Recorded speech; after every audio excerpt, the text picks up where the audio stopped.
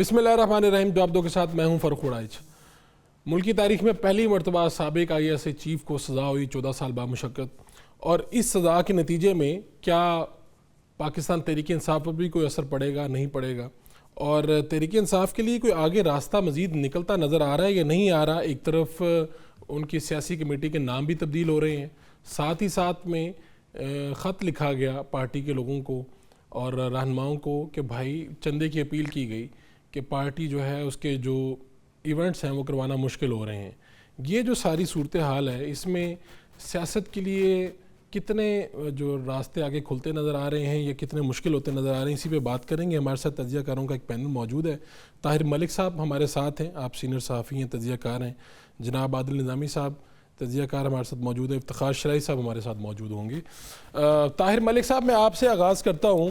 پہلی بات تو یہ کہ ویسے تو یہ خواب ہی لگتا ہے کہ پاکستان میں کسی طاقتور آدمی کو، چلے وہ سابق ہی ہو چاہے، اس کو کوئی سزا ہو. اس کی پھر پریڈکشن، اس کی مختلف انٹرپریٹ کیا جا سکتا ہے مختلف انداز سے، لیکن آپ اسے کیسے دیکھتے ہیں؟ میں سمجھتا ہوں کہ اس میں عمران خان کے لیے کوئی پاسبلٹی نہیں ہے، کیونکہ خان کی جو پوزیشن ہے وہ بڑی عجیب و غریب ہے. خان نے جو پوزیشن لی ہے وہ مولا جٹ کی ہے. وہ ہے کہ میں نہیں مانتا، میں پاپولر آدمی ہوں، لوگ میرے ساتھ ہیں اور میں اس طاقتور نظام کے آگے جھکنا نہیں چاہوں گا. تو مجھے لگتا ہے عمران پہ کوئی فرق نہیں پڑے گا، کیونکہ اگر عمران خان کمپرومائز پہ جاتا ہے تب بھی مرتا ہے، تو ابھی تو وہ مرا ہی ہوا، ابھی تو وہ اس کو جیل میں بند کیا ہوا ہے. میرا حال ہے عمران خان کے لیے کوئی راستہ کوئی نکل نہیں مجھے نظر آ رہا. مجھے لگ رہا ہے کہ عمران کو پولیٹیکلی زندہ رہنے کے لیے یہی اتھارٹی دکھانی پڑے گی، یہی اگریشن دکھانا پڑے گا اور اسی اکڑ میں ہی رہنا پڑے گا اگر اس نے پولیٹیکلی تو آپ زندہ ملک صاحب کہہ رہے ہیں جو کر رہے ہیں صحیح کر رہے ہیں؟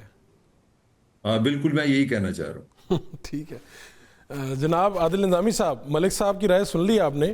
یہی بات ہے کہ اس کے بعد، اس اہم ایونٹ کے بعد کیا آپ کو بھی کوئی راستہ نکلتا نظر آ رہا ہے یا ملک صاحب والی رائے ہے؟ کیا ہے؟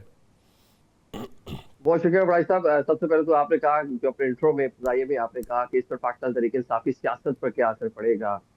تو ڈو یو تھنک سو کہ یہ سارا مطلب کہ یہ مطلب پورا معاملہ جو ہے یہ کیا پاکستان مسلم لیگ نون کی خواہش پوری کرنے کے لیے کیا گیا ہے، یا یہ پورا معاملہ جو ہے ادارے میں رہتے ہوئے جس طرح سابق ڈی جی آئی سے فیض حمید صاحب کا جو کردار رہا ہے، جس طرح پولیٹیکلی چیزوں کو مینیج کرتے رہے ہیں، جس طرح مس مینجمنٹ کرتے رہے لوگوں کو، ٹاپ سٹی کا معاملہ، یہ ساری چیزیں، تو یہ ساری چیزیں کی ہی جو پاکستان تحریک انصاف اور فیض حمید صاحب کا نیکسس تھا، یہ وہی ریزن اس کے پیچھے دکھائی دیتی ہیں. اگر ہم بات کر لیں خواجہ آصف صاحب کی، وہ 2 روز پہلے بھی یہ بات کر رہے تھے کہ ابھی جو ہے باجوہ صاحب کا بھی احتساب ہونا چاہیے. میاں صاحب نے چند دن پہلے لفظ کشائی کی تھی، انہوں نے بھی کہا کہ عمران خان اور اس کے جو سہولت کار بہت سارے دیگر نام. اگر ہم 2019 میں چلے جائیں تو جو گجرانوالہ میں جلسہ تھا جہاں پر تصاویر جو ہیں وہ آن ایئر کی گئی تھی، جلسے میں لوگوں کے سامنے دکھائی گئی تھی، وہ 2 جو شخصیات تھی تو تحفظات ان دونوں شخصیات پر تھے نا.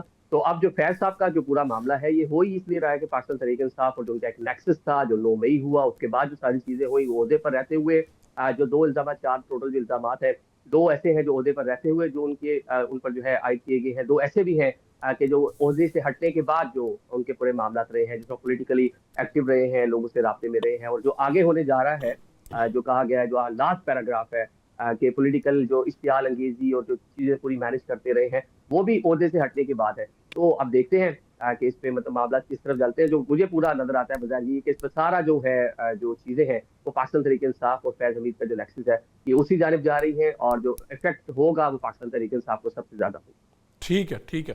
شرائع صاحب سوال یہی ہے کہ اس کا جو اثر ہے ان کی ذات پہ تو ہوگا، لیکن کیا تحریک انصاف پہ یا کسی بھی سیاسی پارٹی پہ کوئی اس کا اثر ہوگا؟ جی بہت شکریہ. ایک تو جو آپ نے ابتدائی میں آپ نے بات کی کہ یہ پہلی بار گویا کہ پاکستان کی تاریخ میں، تو میں کم از کم طاہر ملک صاحب سے تھوڑا سا گویا کہ اختلاف کرتے ہوئے کہوں گا کہ بالکل آپ نے ٹھیک کہا کہ پہلی بار کسی D G I S I کو اس جرم میں، اگرچہ 4 جرائم گنوائے گئے ہیں لیکن ان میں ایک جرم یہ ہے کہ وہ سیاسی سرگرمیوں میں ملوث پائے گئے ہیں. گویا کہ اس سے پہلے ہمیں اس بات کی نظیر نہیں ملتی، ڈسپلن کی خلاف ورزی، آفیشل سیکرٹ ایکٹ کی خلاف ورزی کے اوپر انٹرنلی فورسز نے لیفٹیننٹ جنرل رینک کے لوگوں کو بھی سزا دی ہے، لیکن کسی 3 اسٹار جنرل کو، وہ بھی کسی خفیہ ایجنسی کے سربراہ کو، اس الزام میں کہ وہ سیاسی سرگرمی میں ملوث رہا ہے، میرے خیال میں یہ پہلی بار ایسا ہوا ہے. اب یہ ہے کہ جو آپ کا سوال ہے کہ اس کے بعد اس کو کس کے ساتھ لنک کیا جائے، تو میں سمجھتا ہوں کہ جو اس دن سزا ہوئی اور آخری جو پیراگراف تھا آئی ایس پی آر کی پریس ریلیز کا، جس میں کہا جا رہا ہے کہ کچھ پولیٹیکل عناصر کے ساتھ مل کے وہ قدم استحکام کی فضا پیدا کرنے کی بھی کوشش کی انہوں نے، کچھ مظاہرے اسٹیج کا وہ کر کے ارینج کر کے، جو اشارہ تھا 9 مئی کی طرف. تو میں سمجھتا ہوں کہ جب وہ ٹرائل آگے بڑھے گا تو یقینی طور پہ اس وقت جو ریاست کا بیانیہ ہے کہ اس سارے کھیل کے ماسٹر مائنڈ تو سابق وزیر اعظم عمران خان تھے اور باقی جو پلیئرز ہیں اس میں وہ شامل تھے، تو میرا خیال ہے کہ تحریک انصاف کے لیے مشکلات یقینی طور پہ پیدا ہوں گی. تو میرا خیال میں اگر احتساب کا عمل شروع ہوا بھی ہے تو ایک تو یہ کہ یہ پھر مکمل بھی ہونا چاہیے اور ہوتا ہوا نظر بھی آنا چاہیے، تب ہم کہیں گے کہ ایک نئی نظیر قائم کی گئی ہے. ورنہ تو اس سے جو امپریشن بن رہا ہے وہ یہ بن رہا ہے کہ شاید آپ کسی بڑے شکار کو گویا کے شکار کرنے کے لیے ایک اسکیپ گوڈ کے طور پہ کسی کو لے کے آئے ہیں. اس سے زیادہ مجھے نہیں لگتا کہ پھر کوئی ایک نئی نظیر قائم ہونے جا رہی ہے. شرازی صاحب، خان صاحب کے لیے یہ جو ملک صاحب فرما رہے تھے کہ یہ ٹھیک ہے، بہت وہ ٹھیک کر رہے ہیں، ان کے پاس کوئی دوسرا راستہ ہی نہیں ہے، یعنی یہ مزاحمت کا ہی راستہ ہے جس کے نتیجے میں شاید ان کے لیے کچھ نکل آئے، ورنہ تو کوئی راستہ نکلتا نہیں ہے. آپ کے مطابق کیا ہے؟ دیکھیں، یہ مزاحمت کی یا مفاہمت کی بات نہیں ہے. بنیادی طور پہ اگر ہم پاکستان کی 75 سالہ تاریخ پہ نظر دوڑائیں تو جس طرح کی ارینجمنٹس کے ساتھ ہم چلتے رہے، ملک کے اندر 3 ماشاءاللہ لگے، ملک کے اندر جس طرح ہم گورننس کو لے کے چلتے رہے ہیں، اس کے نتائج ہمارے سامنے ہیں. آج ہماری فائنانشیل اتھارٹی کمپرومائز ہو چکی ہے. آج پاکستان کی نہ صرف مشرقی بلکہ مغربی سرحد پہ اس سے کہیں بڑا خطرہ ہمارے لیے کھڑا ہے. تو میں سمجھتا ہوں کہ ان کا جو بیانیہ ہے وہ کیا ہے، وہ ہے کہ سیولین سپریمیسی، ادارے اپنے دائرے میں رہ کے کام کریں، ملک کے اندر انڈیپینڈنٹ جوڈیشری ہونی چاہیے. تو اگر آپ سمجھتے ہیں کہ اس بیانیے کو لے کے آگے بڑھنا ایک تصادم ہے تو میں نہیں سمجھتا کہ تصادم کا راستہ ہے. پرائم منسٹر ہاؤس میں بھی تھے خان صاحب، مطلب یہ 3 سال پہلے، اور پاور میں بھی تھے. اس ٹائم بھی آزاد عدلیہ ہونی چاہیے تھی، اس ٹائم بھی سیولین سپرمیسی ہونی چاہیے تھی. یہ ساری چیزیں جب وہی رول آف گیم تھے جس کے تحت وہ پرائم منسٹر بنے تھے، جب خود گیم سے باہر، گراؤنڈ سے باہر آئے تو تب کیوں یاد آئی؟ یہ ویسے نظامی صاحب کے ساتھ میرا بھی سوال یہی ہے کہ یہ جب بھی کوئی باہر نکلتا ہے اس کو سارا سویلین سپرمیسی کیوں یاد آتی ہے؟ اندر بیٹھ کے حکومت میں بیٹھ کے کسی کو یاد نہیں آتی. جب پرائم منسٹر ہاؤس میں ہوتے ہیں، جب بالکل نہیں یاد آتا. آپ کا آرگومنٹ بجا ہے، اور ہمیں تو سیاستدانوں سے ہمیشہ یہ گلہ رہا ہے کہ جب اس ملک کے اندر سیولین سپریمیسی کو کمپرومائز کرنے کی کوشش کی جاتی ہے تو لوگ اپنے پارٹی اور انڈیویجول انٹرسٹ کو مقدم رکھتے ہیں اور نیشنل انٹرسٹ کی طرف نہیں جاتے. ہمیں یاد ہے کہ جب آپ 2014 میں یہ عمران خان صاحب دھرنا دے کے بیٹھے تھے، اور آپ کو یاد ہوگا اس وقت اسی طرح کا ایک اسٹیج سجایا گیا تھا. اس وقت کے وزیر اعظم کیا کہتے تھے کہ جنرل ظہیر الاسلام صاحب میرے پاس آئے تھے ڈی جی ایس اے کہ آپ استعفیٰ دے کے گھر چلے جائیں. لیکن میں سمجھتا ہوں کہ اس وقت کی تمام political forces including Peoples Party, دیگر جماعتیں نواز شریف صاححب کے پیچھے آ کے کھڑی ہو گئی تھیں. ان کو انہوں نے سپورٹ دی اور اس پلان کو، اس منصوبے کو ناکام بنایا. لیکن اس کے بعد ہوا کیا؟ اس کے بعد اس وقت کی اسٹیبلشمنٹ نے پاکستان پیپلز پارٹی کی جو بہت بڑی سپورٹر تھی اس نظام کو بچانے کے لیے، ان کے خلاف فوجی عدالتیں بنی. اور آپ کو یاد ہوگا کہ وہ بنائی تو اس لیے کی تھی کہ اس ملک کے اندر جو جیٹ بلیک ٹیررسٹ ہیں ان کو ہم نے سیولین کورٹس میں ٹرائل کر نہیں سکتے، لہذا فوجی عدالتوں میں کرنا ہے. لیکن جو پہلا جیٹ بلیک ٹیررسٹ پکڑا گیا تو ڈاکٹر عاصم تھے پیپلز پارٹی کے.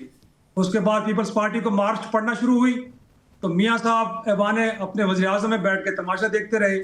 جب کہیں زرداری صاحب نے کہا کہ ہم تو اینٹ بجا دیں گے تو اس دن کا جو زورانہ تھا پرائم منسٹر ہاؤس میں اس کو انہوں نے منسوخ کر دیا. تو میں سمجھتا ہوں کہ سیاستدانوں کو ایک دوسرے سے طاقت لینی چاہیے بجائے کہیں اور سے. تو یہی پرابلم عمران خان کے ساتھ بھی رہا ہے، یہی پرابلم پیپلز پارٹی کے ساتھ بھی اب رہا ہے، اور یہی نون لیگ کے ساتھ ہے. جب آپ طاقت کہیں اور سے دیں گے تو آپ کی اتھارٹی کمپرومائز ہوتی جائے گی. ٹھیک ہے طاہر ملک صاحب، آپ نے دوستوں کو وارم اپ کرنا تھا، دوست تو کچھ زیادہ ہی وارم اپ ہو گئے ہیں. اب آپ دیکھیں کہ آپ تاری آنے میں کافی دیر لگ گئی ہے، لیکن یہ کیا اس سے پہلے کسی سیاسی پارٹی پہ اتنا مشکل وقت آیا؟ یعنی تحریک انصاف کے دوستوں کا یہ آرگومنٹ ہے کہ نون نے، پیپلز پارٹی نے جو بھی وقت دیکھا ہے وہ اتنا مشکل نہیں تھا، ہمارا نشان بھی چھینا گیا، پارٹی سے رہنما بھی گھر واپس بھیجے گئے. اب تو حالت یہ ہے کہ تحریک انصاف اپنی سیاسی کمیٹیاں تحلیل کرتی ہے، پھر اس وقت ان کو اپنا آفس چلانے کے لیے، اپنے ایونٹس کرنے کے لیے چندہ اکٹھا کرنا پڑ رہا ہے. حالانکہ اتنی بڑی پارٹی ہے اور اس میں اچھے خاصے لوگ موجود ہیں. تو یہ جو صورتحال ہے، کسی سیاسی پارٹی سے اس سے بھی برا وقت آیا؟ میرا نہیں خیال آپ کا میرا خیال ہے یہ بڑی ایک تھوڑی سی آپ کو انٹلیکچوئل بات کرنی پڑے گی. جی آپ میرا خیال ہے ہم لوگ ابھی تک نظام پہ بات نہیں کر رہے. یہ ایک ایسا نظام ہے جہاں پہ اصل مسئلہ کیا ہے جو میں اپنی رائے دینا چاہ رہا جی ہوں. پلیز. اصل مسئلہ یہ ہے کہ اس نظام میں یہ میں اعجاز گوہر کو کوٹ کروں گا جو نگران وزیر ہے ہمارے 2 سال پہلے. ایز پر اعجاز گوہر کے 25,000 ارب روپے سے یہ ریاست چلتی ہے پاکستان کی. جو نظام ہے سارا نا 25,000 ارب روپے اس کو چاہیے. اس ریاست کے پاس دنیا کی 5ویں بڑی فوج ہے. 26-27 کے قریب انٹیلیجنس ایجنسیز ہیں. 4 اس کے صوبے ہیں, 4 اس کے پاس پولیس ہیں, الیکشن کمیشن ہے, عدالتوں کا نظام ہے. 25,000 ارب سے یہ چلتی ہے. مگر جو اصل کوشچن ہے جو آپ کے اصل سوال کا جواب ہے کہ یہاں پہ پیپلز پارٹی ہو, نون ہو, عمران ہو, اینڈ کیوں ایک ہوتا ہے, اس کی وجہ بتانے لگوں. اس کی وجہ ہے کہ یہ ریاست کا یہ نظام کا فیلئر ہے کہ وہ آپ کو ایک چیز نہیں دے سکا, وہ تھی فیئر اینڈ فری الیکشن. اگر 47 سے یہ ریاست ایک چیز انشور کر دیتی کہ عوام کے ووٹ سے آپ آئیں گے, عوام کے ووٹ سے آپ جائیں گے, تو پھر تو میں آپ کی بات سے اگری کر جاتا کہ یہ سیاستدان غلط ہیں, یہ ملتے نہیں ہیں, یہ چول ہیں, یہ فلاں کرتے ہیں, یہ ڈھینگ کرتے ہیں. نہیں, ایسا نہیں ہے. جب آپ کے پاس ایک کمرے میں داخل ہونے کا راستہ ہی ایک ہو, اگر آپ کی پیدائش سکندر مرزا کے ہاں ہو, پھر آپ ایوب خان کے ساتھ کام کریں تو آپ ذوالفقار علی بھٹو بنے, پھر آپ کو جنرل ضیاء کی اور جنرل حمید گل کی شفقت ملے تو آپ نواز شریف بنے, پھر اس کے بعد اگر آپ کو وہ جنیلوں کے نام ہی ختم ہو جائیں گے, اگر آپ ساروں کے نام لے لیں تو پھر آپ عمران خان بنے. تو جب آپ نے انٹری کا راستہ ہی ایک رکھا ہے تو پھر اسی راستے سے لوگ آئیں گے, تو جب جائیں گے تو پھر وہ سچ بولیں گے. تو میں سمجھتا ہوں جو پاکستان کا اصل ایشو ہے نا وہ ریاست کا نظام کا ایشو ہے. پولیٹیشین بعد میں ہوگا, وہ بھی ذمہ دار ہے, میں اس کو بالکل بری نہیں کر رہا. مگر میرا کوشچن یہ ہے کہ ریاست ایک نیوٹرل ہوتی ہے. ریاست کا نہ مذہب ہوتا ہے, نہ کوئی پولیٹیکل تھنکنگ ہوتی ہے, نہ اس کے خیالات ہوتے ہیں. وہ ایک ماں باپ کی طرح, جس طرح ماں کے 7 بچے ہوتے ہیں, کوئی لمبا ہے, کوئی چھوٹا ہے, کوئی امیر ہے, کوئی غریب ہے, وہ سب سے پیار کرتی ہے. تو ریاست کا کام ہے جب تک یہ ریاست آپ کو فیئر اور فری الیکشن نہیں پرووائڈ کرے گی, گارنٹی نہیں کرے گی, نہ آپ کی پولیٹیکل پارٹیز میں کانفیڈنس آئے گا, نہ ووٹر میں کانفیڈنس آئے گا. اسی لیے پاکستان ٹوٹلی کنفیوز ہو گیا ہوگا. پولیٹیشین بھی کنفیوز ہے اور ووٹر بھی کنفیوز ہے. To me this is the reason of all crisis. ٹھیک ہے, یعنی ملک صاحب آپ نے کہا کہ سیاستدان بھی شامل ہے لیکن سارا کام ہے ریاست کا. ریاست نے راستہ ہی اس کو نہیں دیا. ایک ہی راستہ ہے, اگر آپ اسی راستے سے جب تک مینج الیکشن میں آپ دیکھیں میں عمران کو, یہ تھوڑی سی ذاتیات پہ بات آ جائے گی, عمران کی پیدائش کا میں وٹنس ہوں. عمران کی پہلی پریس کانفرنس کا جو پہلا سوال کرنے والا جرنلسٹ تھا وہ آپ کا بھائی ہے. ٹھیک ہے, میں اس کی برتھ سے اس کو جانتا ہوں 96 میں. یہ جب تک اس نظام کا حصہ نہیں بنا 25 30 40 150 لوگ آتے تھے, اس کی پریس کانفرنس ہوتی تھی, اور اس کو لوگوں نے عسکر خان کہنا شروع کر دیا تھا کہ خان کو کچھ نہیں لبنا. ایک دم وہ رحمت ہوئی تو خان صاحب کا جو جلسہ ہوا یادگار میں, پتہ لگا کہ ہمارے ایک بہت اچھے دوست ہیں, بڑے امیر, انہوں نے بھی پیسے دے دیے ہیں, خان صاحب پاپولر ہو گئے. تو جب آپ کی پاپولیرٹی, آپ کی پولیٹیکل ایلیویشن ہی نان پولیٹیکل ہوگی تو کس طرح پولیٹیکل ہو سکتے ہیں. تو یہ تو آپ نے جو بات کی ہے, تو اس کے بعد تو پھر کسی نئی پارٹی کا بھی کوئی راستہ نہیں ہے, کسی نئے نہیں کوئی ہے وہ نہیں, کچھ نہیں ہے, بس اسی ٹاک شو کرتے رہنا, مزے نہ جایا کرو, کچھ نہیں ہونا, گھبرائے ہو تسی. ٹھیک ہے. عادل نظامی صاحب, یہ ملک صاحب کا جو بیانیہ ہے, اس سے آپ کتنا اتفاق کرتے ہیں؟ دیکھیں بڑا کڑوا یہ سچ ہے, پاکستانی سیاست کے حقائق ہیں. جب آپ دیکھ لیں کہ آپ نے پاور میں آنا ہے, ابھی انہوں نے خان صاحب کے تذکرہ کر لیا کہ ایک طویل عرصہ تک وہ جد و جہد کرتے رہے, اور اس ٹائم شیخ رشید صاحب جو ہے وہ مشرف صاحب کی کابینہ کا حصہ تھے. وہ کہا کرتے تھے جناب یہ ٹانگا پارٹی ہے, اور گیٹ نمبر 4 وہ بتایا کرتے تھے کہ گیٹ نمبر 4 کیا ہوتا ہے. میرے خیال سے وہیں سے پھر خان صاحب نے پک کیا ہوگا گیٹ نمبر 4. باقی بھی پوری انہوں نے بتا دیا, بھٹو صاحب کو بتا دیا, میاں صاحب کو بتا دیا, آئی جے ساری کس طرح بنی اور کس طرح پاکستانی سیاست میں بڑے بڑے نام پیدا ہوئے ہیں. لیکن آپ یہ دیکھیں نا کہ آپ کمپرومائز کر کے نہ آئیں. اصول اگر آپ بات کر رہے ہیں, آپ نے پاور کوریڈور کا حصہ بننا ہے, آپ نے سیاست میں آنا ہے. وہ کہہ رہے ہیں راستہ نہیں ملتا بھائی, وہ کہہ رہے ہیں پریس کانفرنس میں بندے 10 آتے تھے. اس رستے سے اگر آگے آئے ہیں تو پھر آپ کیسے امید کر سکتے ہیں؟ میں نے خود ویسے خان صاحب کی جلسے دیکھے ہیں, میں نے خود اٹینڈ بھی کیا ہوا ہے, جس میں ٹوٹل کچھ 70 لوگ تھے. وہ جلسہ تو نہیں اسے کہوں گا, کارنر میٹنگ تھی, اور 70 میں سے بھی پچھلے والے جو 20-25 تھے وہ ان کی بات نہیں سن رہے تھے. انہیں 2-3 مرتبہ کہنا پڑا خان صاحب کو کہ یار میری بات سن لو, میں آپ لوگوں کے لیے سیاست میں آیا ہوں, یہ ہے وہ ہے. یہ سارے منظر تو کچھ لوگوں نے, پرانے لوگوں نے تو دیکھے ہیں. آپ کو لگتا ہے کہ آج بھی اگر کوئی بندہ کمپرومائز نہ کرے، بندہ یہ جو بات ہے کہ بھئی سپرمیسی ہونی چاہیے، سویلین سپرمیسی ہونی چاہیے، اس کا نعرہ لگا کے آگے آ سکتا ہے اور اس کو کوئی مدد نہ ملے، وہ پھر بھی آگے بڑھ سکتا ہے اور حکومت بھی حاصل کر سکتا ہے؟ تو سر یہ مجھے بتایا نا بھائی صاحب، آپ نے جو بات کی ہے کہ کس طرح پھر پاسبل ہے کہ جن کے کندھوں پر بیٹھ کے آ رہے ہیں انہی سے سویلین سپرمیسی لینی ہے نا آپ نے، کسی اور سے تو سویلین سپرمیسی نہیں لینی، تو جو آپ کو لانے والے ہیں تو پھر جب آپ پہلے دن آتے پھر ان کے خلاف ہونے والی تو بات بھٹو صاحب نے کوشش کی تھی نا، بھٹو صاحب نے آئے تو اس طرح سے تھے، کوشش کی تھی انہوں نے بھٹو صاحب نے. ہاں بالکل کی، خان صاحب بھی کوشش کر رہے ہیں، بھٹو صاحب نے بھی کی، میاں صاحب بھی 3 بار مطلب اسی سویلین سپرمیسی کے چکر میں جا چکے ہیں، لیکن اس کا ایک طریقہ کار ہے، یہ ایک کہنے کے سامو ارتقا کا عمل تھا، یہ آہستہ آہستہ چلیں آپ آ گئے، آپ ان کے کندھوں پہ چڑھ کے آپ پھر اپنی گورننس کے ذریعے اپنی باقی معاملات کے ذریعے چیزوں کو بہتر کریں. لیکن جب آپ پرائم منسٹر ہاؤس میں بیٹھے ہوئے ABC کوئی بھی پرائم منسٹر ہو، اس کا فوکس جو ہے وہ گورننس پہ نہیں ہوگا، اس کا فوکس جو ہے وہی اپنی نیپوٹزم پہ ہوگا، وہی اپنے دوستوں کو نوازنے پہ ہوگا، وہی کرپشن، وہی کیسز کے معاملات ہوں گے، تو پھر دوسروں کو بھی آپ جواز دیں. کوئی اس طرح کا ماڈل سیٹ کر کے چلے جائیں کہ چلے جو لانے والے ہیں وہ بھی سوچیں یار چلے یہ چیزیں آگے بڑھ سکتے ہیں. اگر ہم 2000 لاسٹ مشرف صاحب کے بعد سے دیکھ لیں تو ایک ادارے کی جانب سے ایک چیز ہمیں دیکھنے کو ملی کہ وہ بیک فٹ پہ رہ کے پیچھے پردے کے پیچھے رہ کے وہ چیزوں کو دیکھ رہے تھے، اور آپ کے پاس بڑا چانس تھا پولیٹیکل پارٹیز کے پاس، چلے کوئی لوگ پرفارم کرتے، گورننس دکھاتے، آپس میں حالات ایک دوسرے کے ساتھ نارملائز رکھتے، بہتر رکھتے. COD سائن ہو چکا تھا، اس کے بعد خان صاحب کی انٹری ہو گئی، وہ ایک سیاست ایک اور رخ چلی گئی. ابھی جس طرح بات کر رہے تھے 2014 کے دھرنے کی، خورشید شاہ صاحب ایک بار ہم ان کے گھر سکھر گئے تو انہوں نے ایک بڑا واقعہ سنایا.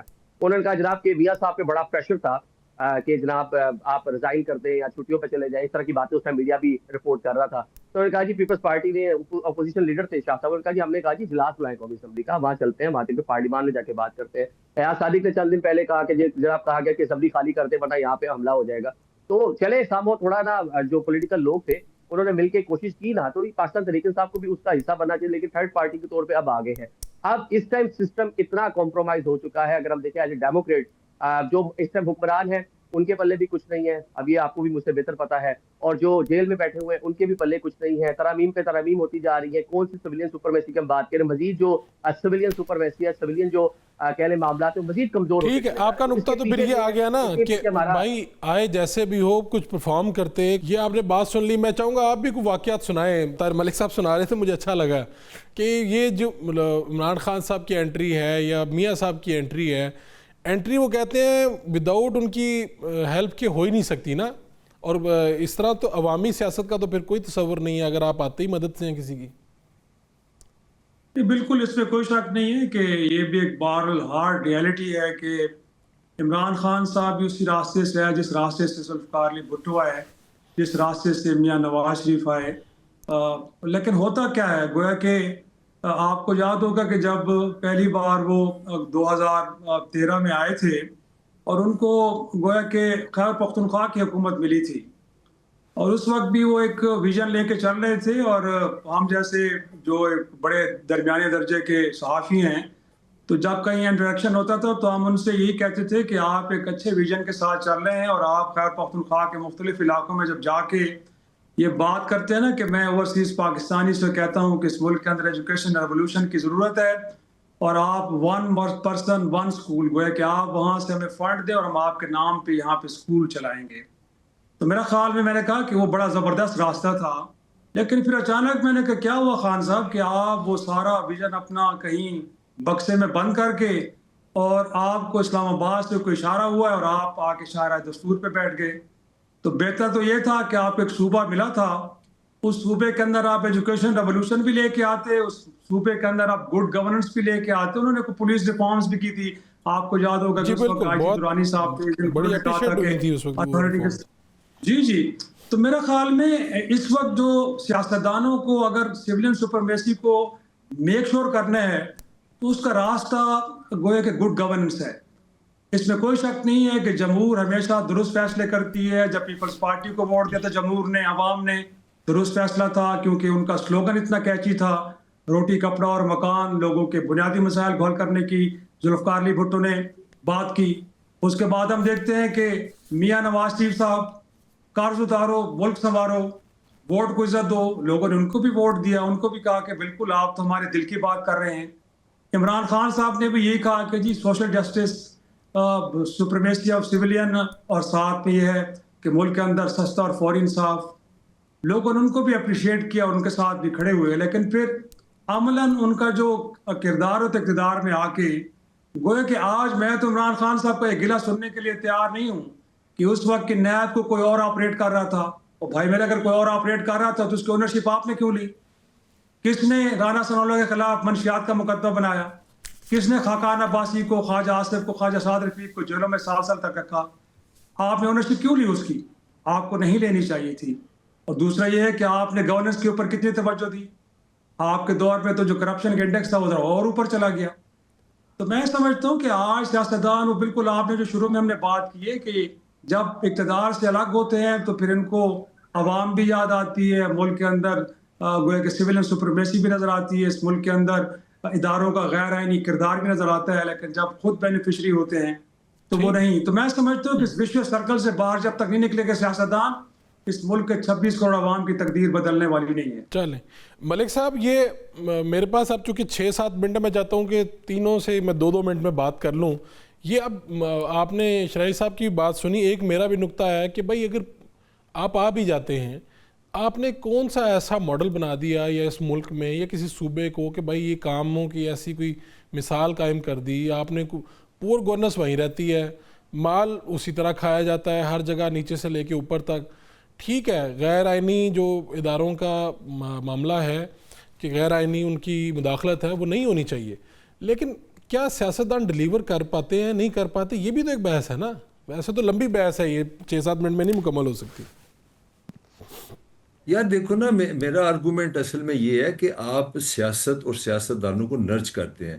جب پاکستان بنا تھا نا 47 میں، تو 13% تھی انڈین آرمی یا برٹش آرمی میں پاکستان کا حصہ، تو ہمارے اس سے آگے 33%، کیونکہ ہم زیادہ انگریزوں کو پسند کرتے تھے، ہم نے ان کے لیے لڑنا زیادہ فیصلہ کیا، خاص طور پر پنجابیوں نے، کیونکہ میں خود بھی پنجابی اس لیے کہہ رہا ہوں۔ تو پوائنٹ یہ ہے کہ ہماری ریاست نے یہ چیز ریلائز نہیں کی کہ یار یہاں کا پولیٹیکل سسٹم نہیں ہے، لوگ پڑھے لکھے نہیں ہیں، ان کو نرچ کرو، ان کی ہیلپ کرو، ان کی ٹریننگ کرو، ان کو ایجوکیٹ کرو اور ان کو غلطی کرنے کی چانس دو۔ میں تم سے تو بہت ہی بڑا ہوں، میرے بیٹے بچے جوان ہیں، تو جب وہ چھوٹے تھے وہ گر جاتے تھے، وہ غلط فیصلہ کرتے تھے، میں ان کو پانی کا گلاس دیتا وہ گرا دیتے تھے، میں سالن میں اپنی گود میں ان کو بٹھا کے کھلاتا تھا، میرے اوپر گرا دیتے، تو تیرا خیال ہے میں لپڑ لاتا تو ان کو کان پکڑا دیتا؟ میں نے ان کو گرو کرنے کا چانس دیا۔ تو ہم نے یہ کیا ہے 80 ایئرز میں، ہم نے ان کو چانس ہی نہیں دیا۔ ہم نے ایک چیز بنا دی جو میں بار بار کہہ رہا ہوں، ہم نے یہ بتا دیا کہ سرٹن طریقہ ہے آپ نے پاور میں آنا ہے۔ اور میں ڈاکٹر مبشر حسن، میری کیونکہ عمر تم سے بہت زیادہ، میرے سے بڑا شفقت کرتے تھے، تو میں ایک دم ان سے میں نے یہی پوچھا، میں کہا جی تسی بڑا انقلاب نے اندر سی پٹونا مل کے وزیر خزانہ ہمارے لیے، کہتے ہیں یار ہمیں غلطی ہو گئی، ہمیں سمجھ ہی نہیں آئی۔ حکومت تو ہے ایس ایچ او، حکومت تو ہے پٹواری، حکومت تو ہے مجسٹریٹ جو عام بندے کو ملتا ہے، ہم تو ابھی وزیر شزیر بن کے ہمیں تو پتہ لگا پاور ہے ہی کہیں نہیں ہے۔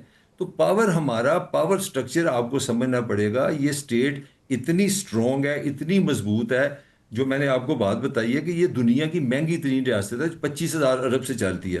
تو یہ جو غلط فہمی ہوتی ہے نا عمران خان کو یا زرداری کو ختم ہو گئی ہے، نواز شریف کو سمجھ آ گئی ہے کہ وہ سمجھتے ہیں کہ ہم اسلام آباد میں وزیر اعظم بنیں گے تو سارا نظام ہمارے ہاتھ میں آئے گا۔ پولیٹیشین کی خامی یہ ہے کہ وہ ایجوکیٹ ہی نہیں کر رہا، اور میڈیا بھی بالکل اس وقت خاموش ہے، ویسے پہلے سے بھی خاموش ہے، میرا بڑا ایکسپیرینس ہے، نہ ہم لوگوں کو ایجوکیٹ کر رہے ہیں۔ پاکستان اس دن چینج ہوگا جب پاکستان کی اسمبلی ہیلتھ کا بجٹ بنا سکے گی، پاکستان اس دن چینج ہوگا جب پاکستان کی اسمبلی ایجوکیشن کے پیسے بدل سکے گی۔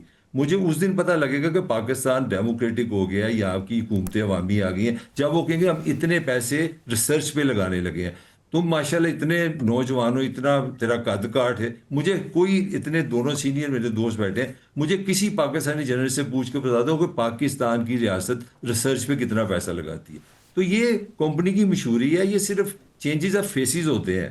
تو بڑا ریاست کو بھی کام کرنا، حل میں بتانے لگوں، میرا حل ہمیں اکٹھا ہونا پڑے گا، ریاست کو بیٹھنا پڑے گا، میڈیا کو بیٹھنا پڑے گا، پولیٹیشین کو بیٹھنا پڑے گا، اور سب کو ایمانداری سے اپنی کنٹریبیوشن کرنی پڑے گی۔ میڈیا سچ بولے، پولیٹیشین لوگوں کو صحیح آگاہ کرے، ریاست پازیٹیو چیزوں کو انکریج کرے، ہمیں 10-15 سال ملیں گے تو کہیں ہم جائیں گے۔ ٹھیک ہو گیا۔ عادل نظامی صاحب مختصر ذرا، میں نے چونکہ آپ دونوں کے کمنٹس لینے ہیں، یہ کہہ رہے ہیں میڈیا سچ بولے، ایجوکیٹ کرے، پھر مسئلے حل ہو جائیں گے۔ ٹھیک ہے. ایک تو شراج صاحب کی بات پہ تھوڑا سا میں پہلے تبصرہ کرنا چاہوں گا. انہوں نے کہا کہ خان صاحب پرائم منسٹر تھے, انہوں نے نیب کو بھی اون کیا, انہوں نے جو رانا ثناء اللہ پہ کیسز پڑے ان کو بھی اون کیا, لیکن بعد میں جب پرائم منسٹر ہاؤس سے گئے تو کہا جی میرے تو پلے ہی کچھ نہیں تھا, تو کوئی اور ساری چیزیں کر رہا تھا. لیکن جو موجودہ حکومت بڑا اسمارٹلی پلے کر رہی ہے. خان صاحب کے اوپر جتنی مشکلات ہیں, آپ دیکھیں کہ ان کے جو اہم لوگ ہیں کسی ٹائم بھی آپ کو ایک ون نوچ آپ نظر نہیں آئیں گے. وہ اس کے اوپر مطلب ایک نارمل طریقے سے بات کر رہے ہوں گے, آئینی بات کر رہے ہوں گے, جمہوری بات کر رہے ہوں گے. اگریسو ٹون کے لیے فیصل واڈا موجود ہے, اگریسو بات کرنے کے لیے محسن نقوی صاحب موجود ہے. لیکن فیصل حکومت واڈا دیکھیں کہ کس جو پارٹی خان کے صاحب ہیں؟ کے ساتھ عادل نظامی صاحب. وہ تو سر آپ کو پتہ کس پارٹی سے, وہ تو خود بتاتے ہیں وہ کس پارٹی سے ہے, وہ تو سب کو پتہ ہے, اوپن سیکرٹ ہے. نہیں میں ان سے بھی پوچھتا ہوں, دونوں بزرگوں سے بھی پوچھتا ہوں, ویسے آپ مکمل کر لیں بات. تمہیں بھی پتہ ہے ویسے بڑھائی بھی پکا ہے, بڑا تین بھی پتہ ہے کس پارٹی تو. ٹھیک ہے, اگلے ٹرپ پہ میرے خیال سے دوبارہ واپسی پہ آپ کا ارادہ بن رہا ہے ایئرپورٹ پہ رکنے کا. نہیں اللہ نہ کرے ایسا ہو. ٹھیک ہے, میں ذرا آگے. شراج صاحب میں آپ سے پہلا سوال یہی کہ فیصل واڈا کس پارٹی کے سینیٹر ہیں؟ وہ سر ریاست کے نمائندے ہیں, بلکہ نمائندے خصوصی ہیں. وہ تو ہم ریاست کے نمائندے ریاست نہیں سے ہیں. مراد کیا ہے؟ طاہر ملک صاحب, میں آپ ہم نمائندے نہیں ہیں ریاست کے. نہیں آپ شاید ادنا ہیں, وہ اعلیٰ ہیں. اچھا ٹھیک ہے, آپ ادنا ہے, وہ اعلیٰ ہیں, تو ظاہر سی بات ہے جو اعلیٰ ہوتا ہے وہ اعلیٰ ہوتا ہے. ان کو بتاتا کون ہے کہ فیض صاحب کو اتنی ان کی خواہش تھی 14 سال, وہ میں نے وسیم بدامی کے شو میں دیکھا, ان کی خواہش پوری ہوگی. میری اتنی خواہشات ہے پاکستان ٹھیک ہو جائے, یہاں پر سول سپرمیسی ہو, میری خواہشات پوری نہیں ہوتی, ان کی کیسے پوری ہو جاتی ہیں؟ ان کی خواہش تو کیا, وہ اگلا روڈ میپ بھی آپ کو دے رہے ہوتے. انہوں نے نہیں کہا کہ بدتر من اللہ کی باری بھی آئے گی, ثاقب نثار کی باری بھی آئے گی, اور بانی پی ٹی آئی بھی رگڑے میں آئیں گے, ابھی تو کچھ اور بہت ہونے والا. تو ان کو تو ظاہر سی بات ہے, وہ کسی زمانے میں پیپلز پارٹی کے منظور وسان تھے, ان کو تو سچے خواب آتے تھے, لیکن لگتا ہے ان کو سچے رکے آتے ہیں جن سے پڑھ کے پھر ہمیں بتاتے ہیں کہ اگلا لائن آف ایکشن کیا ہونے جا رہا ہے. لیکن مور امپورٹنٹ ہمیں سیریس شراج صاحب وہ پوری نہیں ہوتی تھی, لیکن واڈا صاحب جو کہہ رہے ہیں ایز اٹ از, جو وہ بول رہے ہیں وہ ہو رہا ہے. ویسے ہاں یہ تیر بہادر جی ماننا پڑے گا, تیر بہادر اس میں کوئی شک نہیں ہے. لیکن انہیں سیریس نوٹ بات یہ ہے کہ اب ملک ہے یہ 26 کروڑ کا, اگر آپ نے اس کو اسی طرح تماشا بنائے رکھنا ہے تو خدا نہ خواستہ کسی اور سانے کی طرف نام بڑھ جائے. اس ملک کی تاریخ کئی سانحات سے بھری پڑی ہے. تو وہ کہتے ہیں نا کہ انف از انف.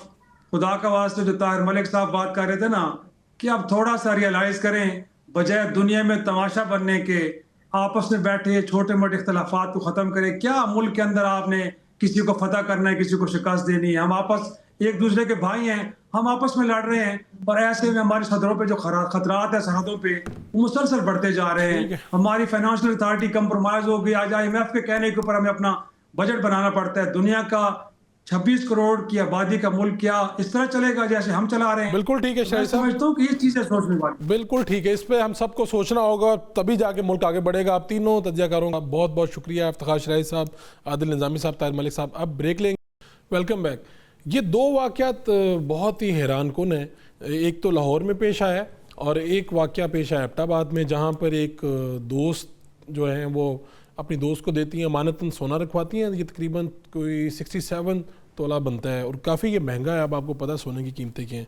اور پھر اس کو جب وہ واپسی تقاضا کرتی ہیں کہ میرا وہ جو امانتاً رکھوایا تھا سونا, تو اس دوست کا پھر قتل کر دیتی ہے دوست. وہ تفتیش تو چاہ رہی ہے, لیکن پھر لاہور میں ایک بڑا حیرت انگیز واقعہ پیش آیا. وہ واقعہ یہ ہے, اچھرا میں ایک صاحب ہے جن کے پاس امانتاً لوگ رکھواتے ہیں سونا, اور یہ بڑے عرصے سے یہاں پر ہوتے ہیں, ان کا بڑا اعتبار ہوتا ہے مارکیٹ میں, بڑے شریف کے طور پہ مشہور ہوتے ہیں, یعنی شریف سے مراد شریف انسان کے طور پہ. تو ہوتا کیا ہے, پھر ایک دن وہ کہتے ہیں جی میں جا رہا ہوں کراچی کسی فوتگی پر, اس کے بعد پھر ان کی واپسی نہیں ہوتی, دکانوں کے ان کی جو دکان ہے اس کے تالے توڑوائے جاتے ہیں, اور پھر پتہ چلتا ہے کہ جناب وہ تو چلے گئے. ہوا کیا, ایکچوئل سٹوری کیا ہے, کوئی 20 کلو سونا کہہ رہا ہے, کوئی 40 کلو سونا. جو FIR ہوئی ہے اس میں کتنا کلو سونا رکھا گیا. ہمارے ساتھ عاطف ملک موجود ہیں, آپ رپورٹر ہیں ایک نیوز کے, انہی سے جانتے ہیں. عاطف, کیا ہوا یہ پہلے لاہور والی جو سٹوری ہے میں یہ جاننا چاہ رہا ہوں. اس پہ بڑی حیرانگی بھی ہے ویسے کہ لوگوں کے پاس کیوں سونا رکھواتے ہیں, بینکس میں کیوں نہیں رکھواتے, لیکن آپ پہلے یہ واقعہ بتائیے گا اچھرے میں یہ واقعہ کیا پیش آیا؟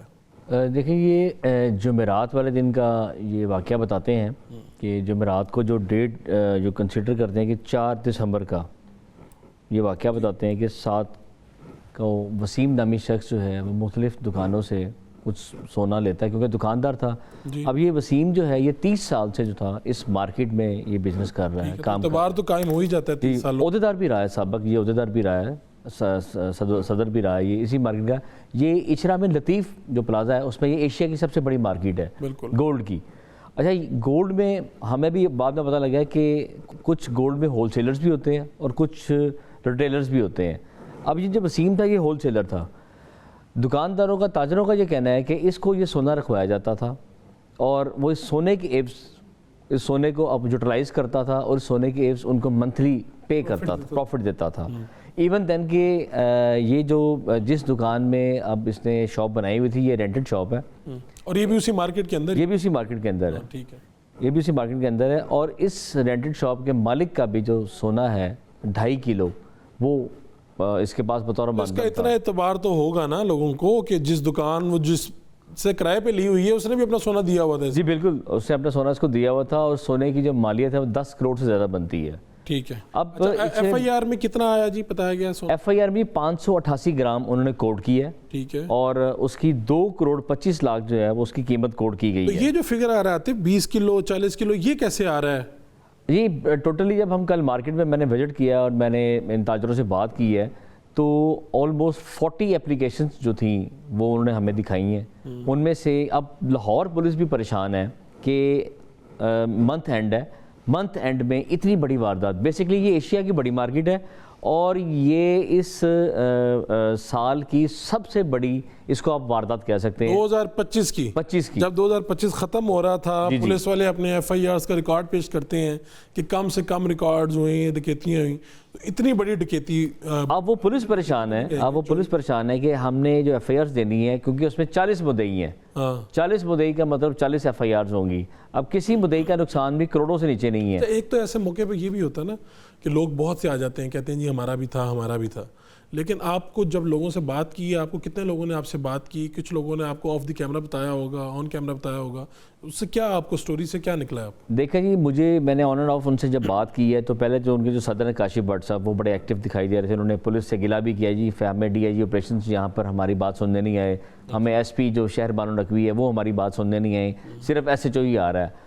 ٹھیک ہے, پہلے انہوں نے یہ گلا کیا. سیکنڈ میرا ان سے ایک بڑا پنچنگ سا کویشچن تھا. میں کہا جی آپ کو وہی صادق اور امین نظر آیا تھا, آپ خود صدر ہیں, آپ نے خود اس ٹائم 2 تولے کی چین آپ نے خود پہنی ہوئی, آپ کی بڑی دکان ہے, آپ سونا اس کے پاس کیوں رکھواتے تھے؟ ٹھیک ہے, بہت بنیادی سوال ہے. میرا اس سے سوال تھا. وہ کہہ رہی ایک ٹرسٹ بلڈ تھا تو ہم اس کے پاس رکھواتے ہیں. میں کہا نہیں, ساری مارکیٹ کے لوگ اسی کے پاس سونا رکھواتے تھے. میں کہا ٹرسٹ بلڈ. اچھا وہ لے کے کس طرح گئے یہ سونا جو بتا رہے ہیں؟ دیکھیں جی جمعرات والے دن وہ دکان جب بند کرتا ہے اور ایک ایف آئی آر جو جس میں ہم سکرین پہ بھی دکھا رہے ہیں وہ ایف آئی آر میں بھی جمعرات کا ذکر کیا جاتا ہے کہ جمعرات کو وسیم میری شاپ سے 8 عدد سیٹ جو ہے وہ منگواتا ہے. ٹھیک ہے, وہ 2 کروڑ 25 کروڑ مالیت کے بندے اور کہتا ہے میں واپس کر دوں گا. اب کیونکہ دکاندار آپس میں واقف ہوتے ہیں کہ وہ رفیق کی صدیق کی دکان سے کچھ سودا منگوا لیتے ہیں زیور دکھانے کے لیے. اب جب وہ صبح یہ تاجر جب واپس مارکیٹ کھلتی ہے تو اس کی شاپ کے باہر ایک نا وہ لگا ہوتا ہے, پرچی سے لگی ہوتی ہے, اس پہ لکھا ہوتا ہے کہ میری بھابھی کی وفات ہوگی اور میں کراچی جا رہا ہوں اور میں 9 دسمبر کو واپس آؤں گا. یہ شیخ وسیم صاحب کی دکان, یہ شیخ وسیم صاحب کی دکان کے پر رکھا ہوا تھا. 4 تاریخ کا یہ واقعہ ہے. 9 کو انہوں نے کہا کوڈ کیا کہ میں 9 کو واپس آؤں گا. ٹھیک ہے, 5 دن کا مارجن آ گیا اس میں. اب اس دوران ان کو کچھ دوست احباب مارکیٹ کے تاجر فون کرتے ہیں, ان کا نمبر سیل آف بن جاتا ہے. ٹھیک ہے, 7 8 9 کے بعد تشویش ظاہر ہوتی ہے کہ ان کے گھر جاتے ہیں, پتہ لگتا ہے وہ اپنے دونوں گھر سیل کر چکا ہوتا ہے. ایک گھر 6 کروڑ کا اس نے سیل کیا ہے, ایک گھر اس نے 2.5 کروڑ کا سیل کیا ہے. ٹھیک ہے, تو پھر تو تشویش میں اضافہ ہو جاتا ہے. ہو گیا اضافہ. دونوں گھر اس کے بعد ایک شور برپا ہو جاتا ہے, تھانے میں درخواستیں جمع ہو جاتی ہیں. اب یہاں پر نارمل چوری کی ایف آئی آر نہیں ہوتی, یہ پھر کروڑوں کی چوری کی ایف آئی آر ہے. اس کے لیے جو ایس ایچ او وہ پریشان ہو گئے, جناب اتنے معاملات ہو گئے ہیں. وہ بات ہم تک آئی, ہم بھی گئے. اب اس میں میں نے ان سے جب راؤنڈ کیا مارکیٹ کا تو میں نے یہ دیکھا ہے کہ یہ وسیم صاحب سال قبل عمرے پہ گئے ہوئے تھے تو ان واپس آ کے نا ان کی یونین نے بڑے ان کی لیگ پولنگ کی, انہوں نے استعفیٰ دے دیا. اچھا, استعفیٰ دینے کا بھی انہیں بڑا گرج تھا اور مارکیٹ کے کچھ جو گارڈز وغیرہ انہوں نے بتایا کہ اس کو بڑا ہی ان لوگوں نے لیٹ ڈاؤن کیا, بڑی اس کو ذلت خواری کی اس شخص کی. بظاہر یہ بتایا بڑا اچھا تھا, لینڈ لارڈ تھا, میل لینڈ لارڈ کا بیٹا ہے وسیم جو ہے, اس لیے لوگ اس پہ ٹرسٹ بھی کرتے تھے کہ یار یہ تو پیچھے سے بھی ٹھیک ٹھاک ہے. لیکن سڈنلی جب یہ واقعہ ہو گیا وہ سمجھ نہیں ہے. اب جو گارڈز جو بتاتے ہیں کہ یہ اس کا سٹائل یہ تھا کہ یہ 2 ٹوکری ہاتھ میں لے کے آتا تھا. سی سی ٹی وی فوٹیج میں بھی 2 ٹوکریاں تھیں, لیکن وہ لاتا ہر روز تھا, اس میں اس کا کھانا ہوتا تھا دونوں ٹوکریوں میں. اب 20 کلو سونا جو ہے وہ لے جانا کوئی آسان کام نہیں ہے. مے بی وہ اس کا نظر تو آ جاتا ہے نا جاتے ہوئے جب مے بی اس کا ذہن یہ تھا کہ میں نے اب ان سے کوئی بدلہ لینا ہے, ان لوگوں نے مجھے لیٹ ڈاؤن کیا ہے, اس وجہ سے وہ 40 دکانداروں کو متاثر کر کے. اچھا ابھی تک جو آپ کے سامنے نمبر آئے ہیں وہ 40 دکاندار ہیں جی 40 لیکن دکاندار ابھی تک جو ایف آئی آر درج ہوئی وہ صرف ایک کی ایف آئی آر درج ہوئی. جی ہے. اور یہ کتنے کی ہے مالیت کا؟ 2 کروڑ 25 لاکھ کی ایف آئی آر درج ہوئی ہے. ٹھیک ہے. اور آپ کا اسٹیمیٹ یہ ہے کہ یہ 20 کلو سونا بنتا ہے 20 کلو, یہ اربوں سے اوپر جاتا ہے جی, اربوں سے اوپر جاتا ہے. تو یہ تو 2025 کی سب سے بڑی واردات ہو گئی, سب سے بڑی واردات. اور پولیس ابھی تک کہاں تک پہنچی ہے چونکہ اب یہ اتنی ہائی لائٹ ہو گیا ہے سارا معاملہ؟ دیکھیں جی اب پولیس اس میں ہماری ایک افسر سے بات ہوئی ہے, اس کا یہ کہنا ہے کہ یہاں پر کچھ ایسے لوگ ہیں کہ جنہوں نے کچھ نہیں بھی دیا ہوگا وہ بھی اس کو نومینیٹ کریں گے. تو ہم ابھی تفتیش کر رہے ہیں کہ کون سچا ہے کون جھوٹا ہے. تو اس کا مطلب پولیس کے پاس زیادہ لوگ آئے ہوں گے ایف آئی آرز کے لیے, لیکن ایف آئی آر صرف ایک درج, ایف آئی آر بھی ایک درج ہوئی ہے. 39 اپلیکیشنز پینڈنگ ہے. آپ ان لوگوں میں سے کسی سے ملے جنہوں نے جی میں نے سارٹس کیے ہیں, میں نے سارا کچھ ان سے بات کر کے ہیں. مارکیٹ میں نے پورا وزٹ کیا, وزٹ کرنے کے بعد یہ سارے حقائق مجھے پتہ لگے. اس وجہ سے نہیں کر رہی کہ یہ پھر بہت بڑی واردات بن جائے گی اگر ایف آئی آرز میں آ جاتی ہے؟ واردات تو بڑی ہے جی. اگر آپ ایف آئی آر میں آئے گی تو پھر تو اسٹیبلش ہوگی نا. دیکھیں جی جو اس دکان کا مالک ہے اس کا لاس ہے 10 کروڑ کا.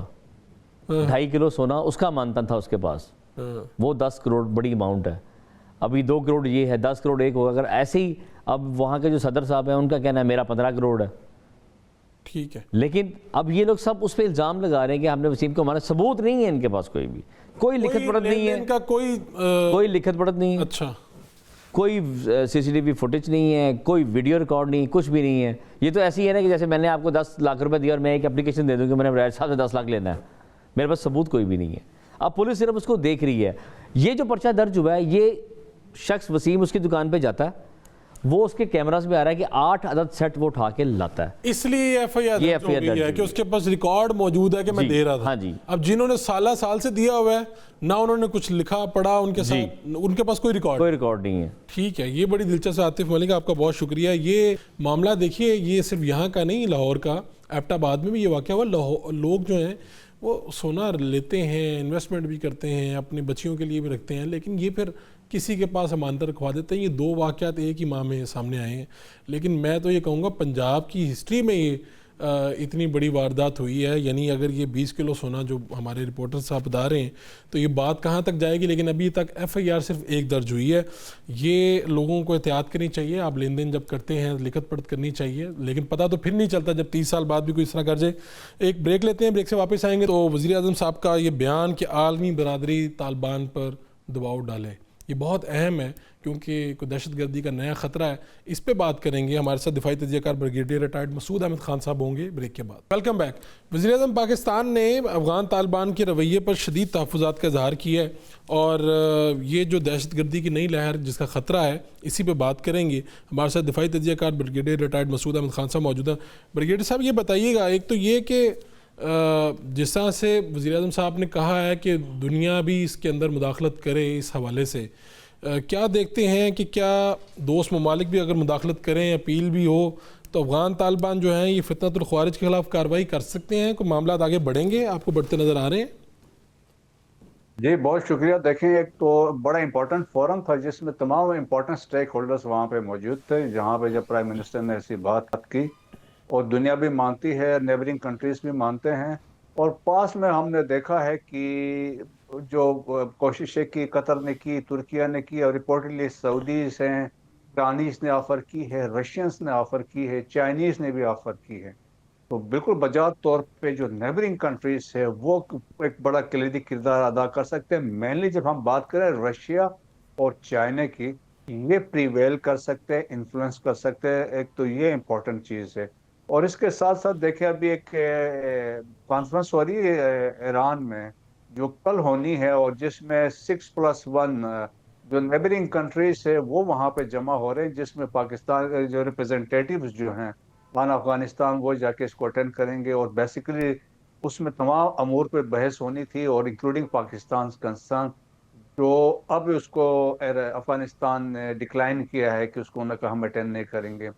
सो कोशिशें जारी हैं, लेकिन पाकिस्तान का जो एक जिस तरीके से हमारे जो परमानेंट रिप्रेजेंटेटिव है आसिम इफ्तिखार साहब ने जो अभी बात की है 2 दिन पहले, उन्होंने कहा कि हमें बड़ा सीरियस थ्रेट है और जिस तरीके से दहशतगर्दी वहाँ से हो रही है, और साथ ही उन्होंने बड़े वाजे कहा है पाकिस्तान अपने डिफेंस में किसी हद तक जा सकता है। सो एक वाजे मैसेज वो भी कन्वे हुआ है। और रिसेंटली आपने एक और खबर सुनी होगी कि एक कन्वेंशन हुआ, एक गैदरिंग थी ऑफ उलमा अफगानिस्तान काबुल में, जी। और उनका भी एक फतवा आया जिसमें उन्होंने कहा कि जी क्रॉस बॉर्डर हमले नहीं दहशतगर्द हमले नहीं होने चाहिए, ये वायलेशन है, सो एंड सो।